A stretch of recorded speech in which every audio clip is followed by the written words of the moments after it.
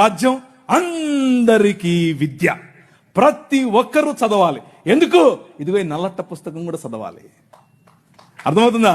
నల్లట్ట పుస్తకం చదివితే దిమాగ్ ఖరాబ్ అవుతుంది, దిమాగ్ ఫిరాయిస్తుంది, మనిషి వెంటనే మనిషి అవుతాడు. ఈ రాజ్యం మనుషుల కోసం రాజ్యం. ఆ రాజ్యం తలకాయలో నుంచి వచ్చిన వాళ్ళకి మాత్రమే రాజ్యం, భుజాల్లో నుంచి వచ్చిన వాళ్ళకే రాజ్యం.